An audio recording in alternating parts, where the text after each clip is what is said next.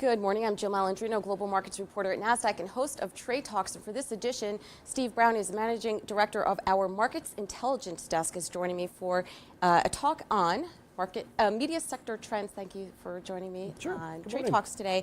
And first of all, let's talk about what our mid-desk does, a Markets Intelligence Desk. You guys can't see it, but all the way off to the side, we have what looks like a trading desk where we have 20, 30 different analysts looking at their Bloomberg's, Nasdaq proprietary platforms for over all the different thousands of companies that Nasdaq has listed. So what exactly do you do with all of this information? Well, we work with the listed companies so that we can help to understand what's going on in their stock. When they're out running their business, we're watching the stock, and they will call in with a question such as, for instance, all of my competitors are up today, but I'm not. Why am I not loved? What's different about me today? Or there was a large block trade yesterday. Can you give me more about that? So just helping them understand what's going on in the stock, in the markets, realizing that they're busy running their businesses so we can watch this for them. All right, so today we're going to focus on media stocks, and I'm sure covering this particular sector, it was a much different story 15 years ago than it was today. How has that transitioned? Well, it's interesting because in the old days you had the network tape companies, the record companies, everything seemed very simple and straightforward.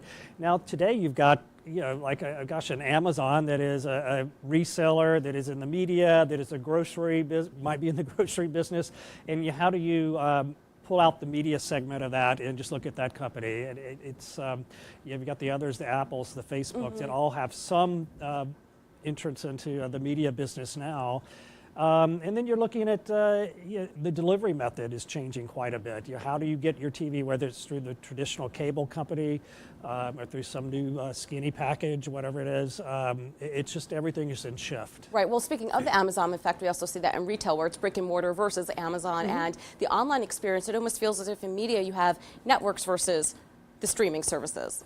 It kind of is, but you're also getting the networks are getting into this as well. CBS and Disney, they're all doing streaming packages now, or getting ready to, and it'll be interesting to see how it evolves, because yes, you can save money on that small package, but I may have to get 2 or 3 small packages to get all the 6 or 7 shows that I like. And does that get more complicated and perhaps even more expensive than just going to the traditional cable outlet? Of course, the traditional cable outlet, you still have to pay for the cable box, so they've got a higher cost from the very beginning. So it depends on how this goes. You could see it going in different ways, and we may end up right back where we started. Right. Well, it's really interesting. Over the weekend, it was announced Grey's Anatomy's creator, which is one of the most successful shows on network, is moving over to, I believe it's Netflix. It's either Netflix or Amazon, one of those streaming services. So it's interesting to see that shift. And I would also argue in media, you're starting to see organic media being produced. For example, what we do at Nasdaq, all the multiple different shows that we have. It was also announced that Facebook is starting to create organic shows as well. Yeah, it's interesting. You definitely do not have to go back to the traditional networks, TV networks, to get organic programming. It's they've hired people, they've learned, they've come into it, and they may become, for lack of a better word, the networks of the future. You're probably going to see a mismatch, some here, some there, and it's just a question of how do you get all of this together. Right. And it's also one challenge for the broader media industry is there's so much programming on such a wide venue of choices of delivery methods.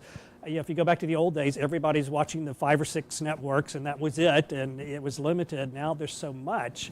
Do they just lose the wherewithal from the consumer knowing about it? Well, considering everyone's a photojournalist these days anyway. I mean, you could produce content from your own phone, and so you also have the competition of that as well. Oh yeah, I mean, you've got the YouTubes out there. It's all about that, and that's just kind of its own universe. And so we'll have to see how that goes.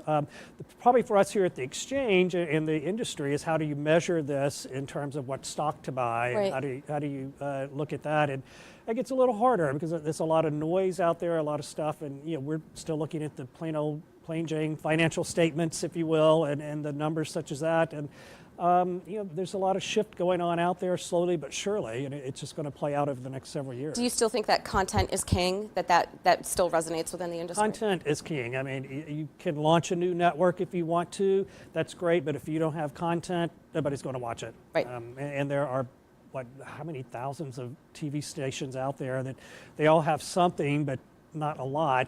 But content is king. All right. You've got to have it. All right. Well, thank you very much, Steve, for joining us, and thank you, as always, for joining me. I'm Jill Malandrino, Global Markets Reporter at Nasdaq.